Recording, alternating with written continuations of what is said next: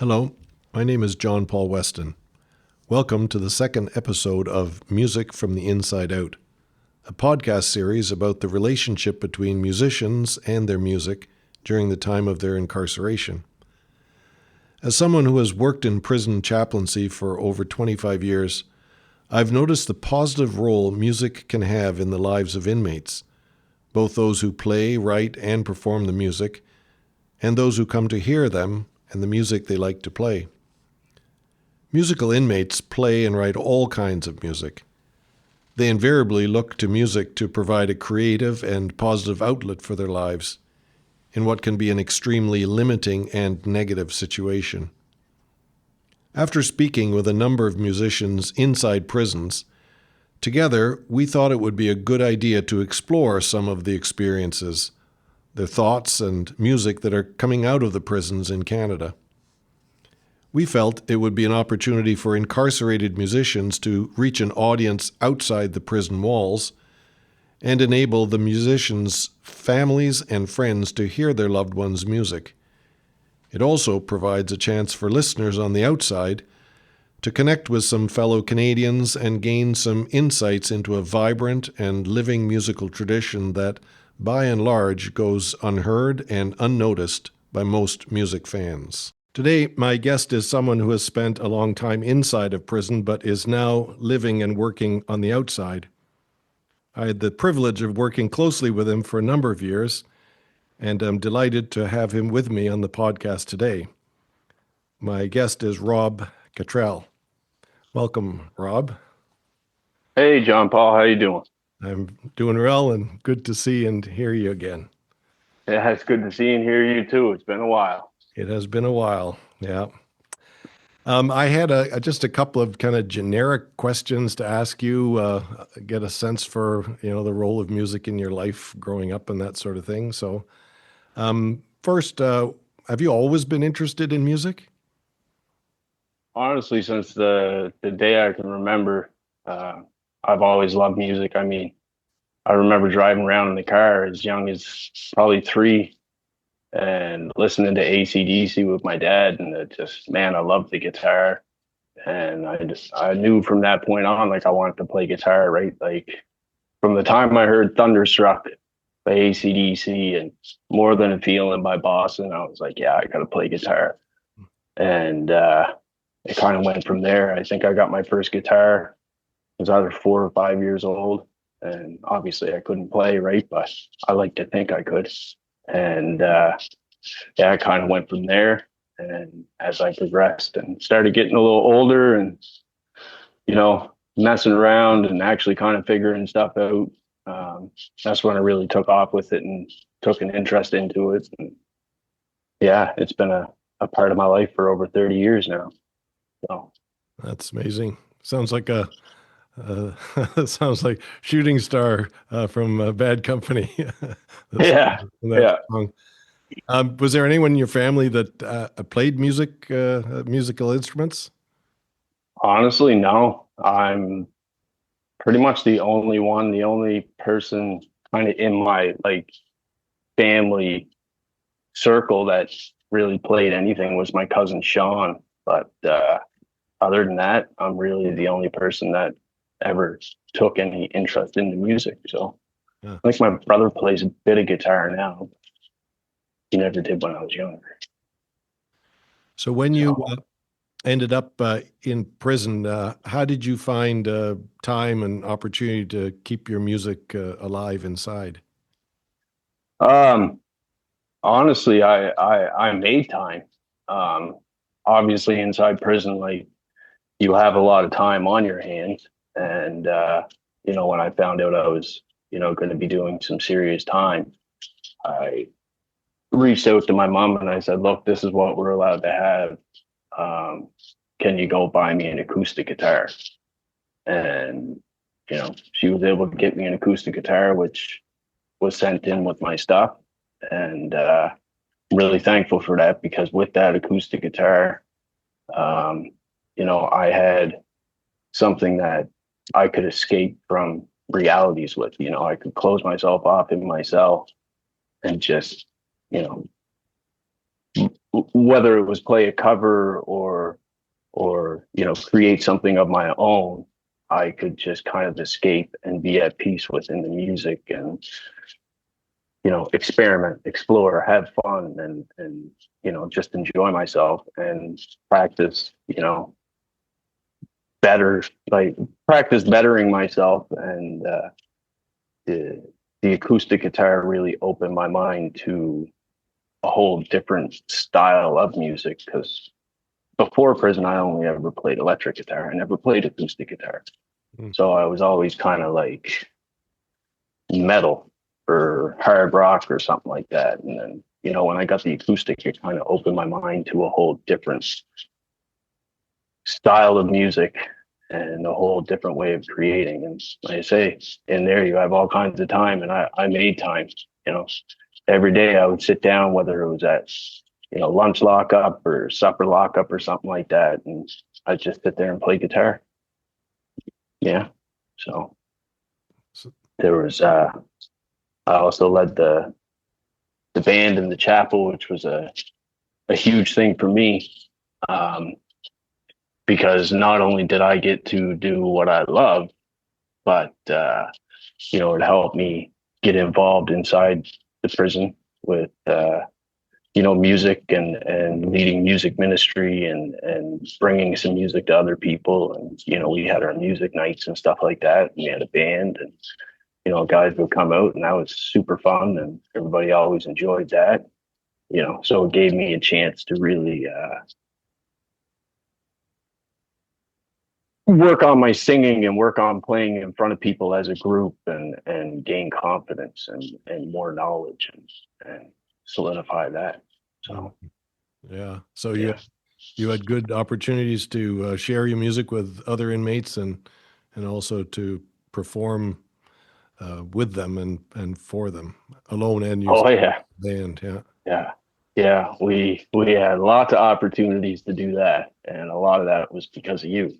So I know I'm very thankful for everything that you did, not just for me, but for everybody else in there too, because you helped bring a light in there. Without you, none of that stuff ever would have happened. Yeah. And I'm ever so grateful for you giving us the avenue to even do what we did, because you know in a lot of other places I don't think what we were doing specifically would have happened. You know, from my experiences, chapels are normally faith-based music and stuff like that. So you kind of gave us a little bit of leeway to veer away from that a little bit, and then I'd still do my Sunday worship and stuff like that. So it was good on both ends of it, and guys really enjoyed it. I know I enjoyed it too. So Yeah, me too. I fun times. don't get to hear BTO in worship too often, so No, exactly, right. Yeah. are you creative in ways other than music? I am. Yeah. I really good at art. Like, I can draw. Mhm. uh I used to do in there. I used to do, like, every time Christmas was coming up, or like birthdays and stuff like that for family, I would always, take time and spend weeks or even a month on a card.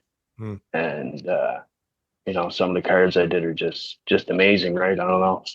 I remember when I was younger, I wasn't really too good at drawing, but it was because, like, the stuff I was told to draw, I had no interest in. So, but being in prison and having a lot of time on your hands, you kind of get that creative inspiration and try to find something to pass the time away. And that was another way I definitely passed my time away, was with drawing and creating, like, cards and stuff like that. Mm-hmm. You know, I would draw on the back of envelopes, uh, or just create some cards. I did a lot of black and white stuff, and then I started doing a lot of stuff with color too, which really made the things pop a lot more. So Mm. yeah. Well, I know you Say, do a lot of cover songs of great artists, and I know we share a love for some of the great rockers of the '70s, and you've tried to oh always yeah, my eyes and ears to other decades as well. Yeah. But you've also been writing a lot of your own songs over the past few years. Um, Yes, I have. so where do you think these songs come from? Honestly, these songs, they uh they come from my experiences. Um, a lot of my songs are faith-based in a way, not necessarily like worship music, but they're more kind of like conversations with God, prayers in a sense. Whether it's an emotion I'm going through or something that, a situation that I'm going through, could be a breakup or like, something that I'm dealing with, family members or something in the system with a parole officer's not going right or something, or, and I take that and I create music. Yeah. Um, you know, some days, I can sit down, write two or three songs because I got a lot of stuff on my mind, and I got to get it out. So I pick up the guitar and I just sit there, and next thing you know, two or three songs come out. And then other days or other weeks, nothing comes out because, well, I've said everything. So, um, but yeah, for me, music is, writing music is all my own personal experiences. And like I say, a lot of it, through finding faith inside prison and finding God inside prison. A lot of my music are like conversations that I'm trying to have with God, or like, you know, seeking his guidance or his help through my music, because I feel that's how I can reach him, and he hears me. Yeah. Yeah. That's beautiful. Um, I'm just now that you're out, do you have any goals or desires in mind for what you want to do with your music? Right now I'm currently working on my first album of five albums, really. Um, I have Right now I have five albums of material at 12 songs apiece. Um, I got six songs done on the first album. Uh, just taking some time because I'm doing it all myself. I'm doing all the music myself, all the recording, mixing, editing, mastering, stuff like that. Um, you know, so my goal is to get some albums done, get them out to the public, and hopefully be able to reach people with my music. Whether it's to help somebody going through something similar, to give somebody hope in some type of way, no matter what they're going through, that, through my music, they can know, like, hey, I've gone through stuff too. And look where I'm at. I'm here. I'm still fighting for another day. I still have hope inside of me. So you should too, right? Like, I find a lot of music today is just generic in their messages about like money, cars, and women. And it's just so overdone, and it's so unrealistic, and it's like, when I hear music, I want to hear experiences. I want to feel raw emotions. You know what I mean? I want to experience what that person has gone through their music. And that's what I'm trying to do with my music, is help somebody kind of understand my struggles, but maybe be able to help them through their struggles too. Hmm. Now, we have some of your songs to share with our listeners now.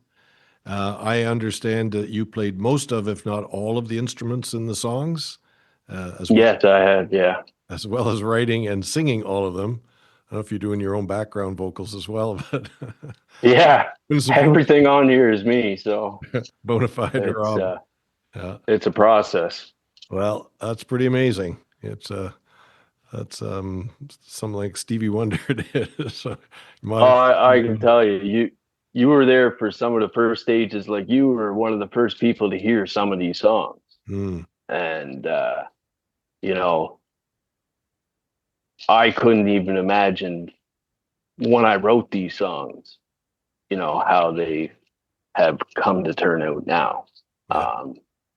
Like, I'm just so thankful and feel so blessed to be able to do what I do, because like I say, when I write a song, normally it's just sitting down with a pen and a piece of paper and a guitar. And, I don't have a band with me. So, I'm doing it by myself. So then when I sit down and record, I have to record what I have, and then I have to, write everything else to go with it. So it's always a revolving door of writing, and then figuring out what you want. So, Yeah. But I love it. So, yeah, it's been exciting to be part of the development and the life of some of those songs that we're going to hear now. We're going to start with our first one. The first song is called Shell I've Been Born Into. And wondered if you'd like to say anything about this song before we give it a listen to. Oh, this song. This is probably, I say this about a lot of my songs, but this is, that's why I want to do this one first. This is probably one of my favorite songs that I've ever written. I remember when I brought this song to you, and I was like, I played it for you and stuff like that. And I was like, hey, I'm questionable on the title. I was like, maybe I should name it something more. And after you read the lyrics, you were like, no, you gotta leave it. Shell I've Been Born Into. That's something right there. So I remember I left it. And but so basically this song is about being in a situation like prison, and everything around you is just so negative, and you're trying your hardest to, stay away from the negative influences, stay out of all the crap that's going on around you, whether it be with other inmates or the staff or, your parole officer, whatever's going on, not feeding into all the negativity. And I'll tell you, there's a lot of negativity in there. It's very easy to get drawn into it. So basically, trying your hardest and being faced with all these challenges, and just every day you wake up and you're just like, man, I gotta try my best. I gotta do this. I gotta stay on this. I gotta just continue to move forward, try to be positive, look towards my future, and just having that fight almost every minute of every day of just trying to hold it together and not make your situation worse than it already is. And never giving up on hope and knowing that there's something more out there for me. When I was back inside, I didn't really know if I was going to get back out. And, things weren't looking good. So, this song was just a lot of stuff going on in my mind at the same time. And just knowing that, God is there. And he is helping me through, and I have to kind of allow him to do that, as scary as it was, so I was just trying to do every day, fight the challenges and just continue on a path, focus on what I could focus on. There's a lot of stuff about, my past that I can't change. And my father was here and now he's not. He committed suicide. So there was a lot of that playing on my mind and stuff like that. And just kind of holding on to hope. So that's kind of what this song's about. Thanks. Well, here is Shell I've Been Born Into.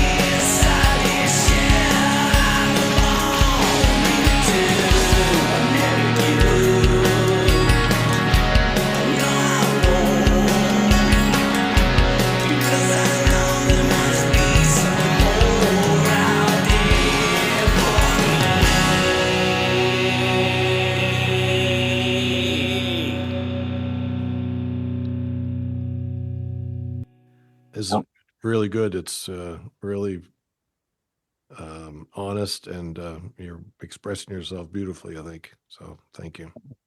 I'm trying. This is going off the top of my head, man. Well, it's a good place to be going from, I think, because I think it's landing well too. Landing well in me anyway. Man, I wish I had you explaining my songs, because you can explain my songs way better than me. No, I don't Pretty think bad. no. Oh man, I remember sometimes you would just sit there and be like, "Man, this song's about this," and blah blah blah. And it's like, man, that's bang on. You said it better than I could. I'm just a listener and a noticer. You're the one that comes up with the creation. So Yeah. All right, we'll go on to the next one here now.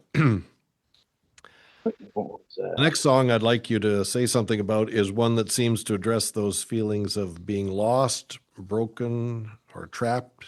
You spoke about those earlier. Where does All on My Own offer hope to the listener? All on My Own. So this is another song where, man, just feeling like I'm in a really dark place at that time, feeling like I'm completely alone. Feeling like, I mean, I was caged like an animal because I was in prison. But I mean, I kind of did it to myself. And so All on My Own is one of those songs where no matter how bad things might be, and no matter how much you may feel alone, there's still a light at the end of that tunnel. And all you have to do is reach out and ask for help. You know, whether it be through somebody you know, whether it be through prayer to God, or whatever the case may be, there's going to be times in your life, and there's going to be things that you go through, and you're going to feel completely alone. You're going to feel completely stuck, like you can't do anything. But if I can get to where I'm at from where I was, anybody can. Hmm. And I truly believe that. And All on My Own is kind of just one of those songs where it's like, you know, yeah, I feel like this. I'm all on my own, but I'm still fighting for another day, and I'm not going to give up.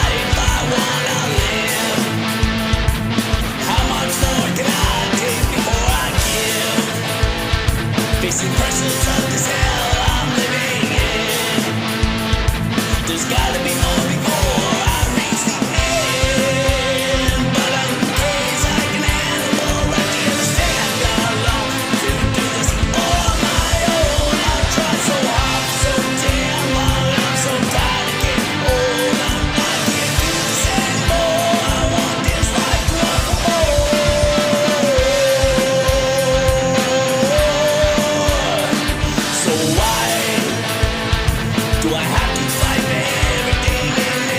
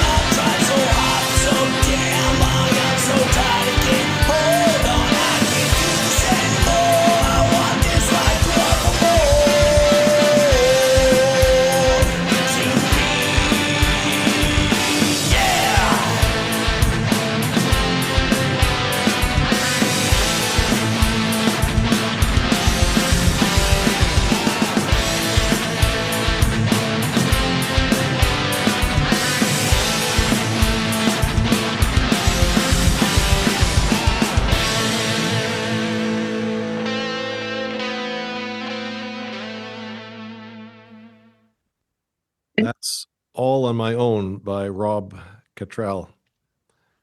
The next song I'd like us to hear seems to follow on the heels of the last one. Goodbye is about endings before new beginnings. Rob, was there a specific experience or thought that inspired this song? Yeah, there was actually. So Goodbye is a really important song to me. So I was inspired for this song by my ex-fiance. Um, the way things ended between me and her were, kind of on her terms. Didn't really have a chance to do anything because I got myself incarcerated and stuff like that. And there was just this whole kind of situation that, just ate at me inside. And, I never really had a chance to say my piece or anything like that. And so Goodbye is my goodbye to her, basically taking control back in my hands and saying goodbye to her, and kind of giving myself that peace that I needed so that I could move on from it. Because, for a long time, I was really beating myself up. And yeah, I had to move on. I had to move past it. And that was me kind of shutting the door and taking control back in my hands and moving forward from it. So, Well, this is Goodbye.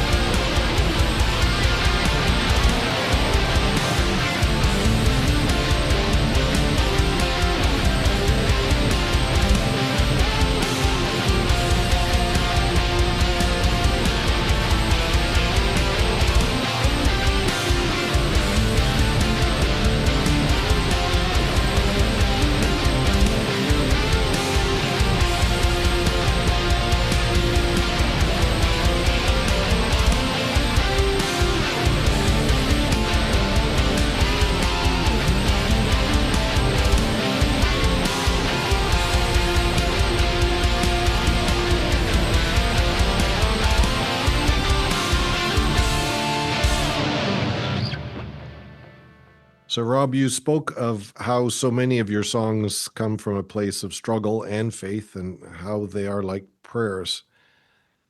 For a lot of people, struggles lead them to loss of faith. But for you and for many others I know who have been in jail, struggles have actually led to a discovery of faith or to a deepening of faith. Why do you think struggles went towards greater light and hope for you rather than to deeper darkness and loss of hope? Um, for me, I honestly think it was. I remember when I first got incarcerated. Um, I said a very half-hearted prayer. I found out, my grandfather was uh, on his deathbed with stage 4 lung cancer, and I never got a chance to go say goodbye to him. And so when I first got incarcerated, I said a half-hearted prayer, kind of like, like, if there's anything you can do, I just want to say goodbye to my grandfather, like. And no word of a lie, 2 days later, I had court. They didn't bring me to court, and the judge said, if you don't have him here by 4 o'clock, I'm releasing him. They didn't have me there by 4 o'clock. I was released at 7 o'clock that night. Um, so the next day, I went to the hospital. I got to say goodbye to my grandfather. And then the day after that, I got rearrested and put back inside because the prosecutor upped the charges basically to get me back inside. And I was inside for a very long time after that. So for me, that moment right there, even though it was a very half-hearted prayer, like I didn't believe anything was even going to happen. You know what I mean? It was just one of those situations where I was like, man, I just want to say goodbye to my grandfather. Whatever happens, happens. And when that prayer was answered, I was like, man, God's definitely got to be real. There's no way he's not real. And anyways, so that was my opening to like, okay, I got to take this seriously here. So I went and I got myself a Bible and I started, studying the Bible and really, trying to understand and read the word and, faithfully every day, reading 3 parts of the Bible every day from, the Old Testament and the New Testament. And, I read the Bible in a year and I was going to chapel and stuff like that. I kept praying and the more I kept praying and the more I kept, learning, the more I was like, man, like this is, this is what I want. This is what I need in my life. And through God, I was able to do a complete 360 with my life. I was able to get sober. I was able to stay sober. I was able to, start taking things seriously and, looking at my life and like, what do I want? What I don't want? And really starting to, work towards, putting things in place and learning new skills and, making use of my time rather than, getting pulled into all the negative crap. And, it was a struggle, but God helped me every step of the way. And I'm very thankful for that because you know what I mean? Like I'm home, I'm living my life, I'm happy. And, with my situation, that almost never even happened. So um, it's only through God that I'm home right now. It's only through God that I'm still alive. So uh, I'm very thankful for that. And I would encourage anybody that, has questions, educate yourself, try to learn because you'd be surprised what you can learn and what you do learn and what you find out for yourself. God doesn't answer every prayer when you want him to answer every prayer, but if you give him time, you know, God will. God will see you through and he will help you through and he will walk that walk with you. He won't let you be alone. And I believe that. And was music an important part of that arriving at hope for you? 100% it was. They say I got books of music that, I've man, like hope is one of them big things that a lot of my songs are holding on to hope. There's a very important concept in a lot of my songs, and it's having hope. Hope is one of those things, especially in a place like that, that if you have hope, no hope, if you don't have any hope, you don't have anything. Once you lose hope, you're screwed. Mm. And so me, I, through faith and through my music, I always held on to hope because through God and through hope, man, those two things really helped me through. Yeah. Well, let's hear one of our prison favorites, Rescue Me.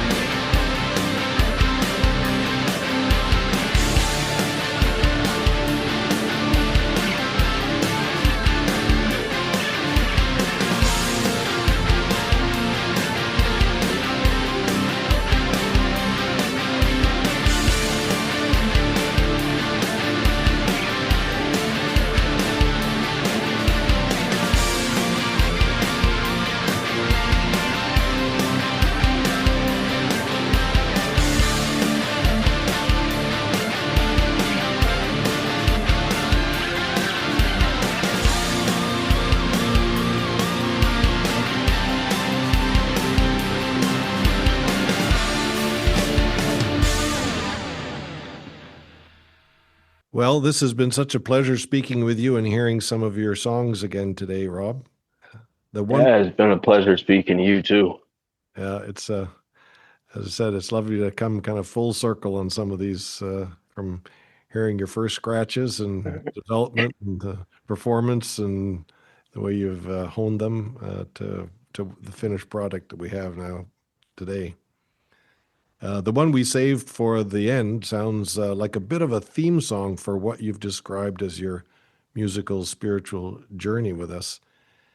Maybe Job might have sung this one after all he'd been through. I don't know. Is there anything you'd like to say about your finale song, Keep Moving On?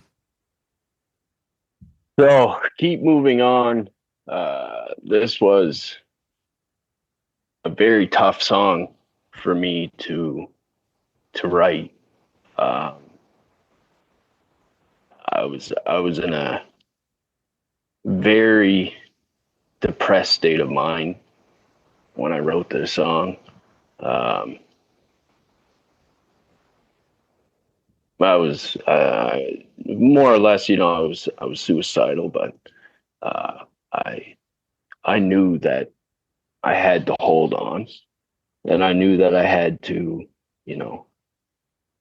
work through whatever I was going through at that time. Things with my case kind of took a bad turn and stuff like that, and it really screwed me up emotionally and mentally, and I was just carrying a lot of weight on my shoulders at that time, and basically keep moving on was my stand, saying like, I don't want to live like this anymore. I don't want to feel beat down, battered and bruised and defeated and worn out. Like, I want to live a normal life. I'm trying so hard just to be positive and not give up. But that fight was hard. And, I just relied on my faith, and I relied on, prayers to God and my music and my family and you yourself, John Paul. Like, everybody just kind of came together and helped me through. And that's kind of where this song all came out. And, it's just about no matter what you're going through, no matter how hard it gets, you just got to keep moving on. Just things will get better.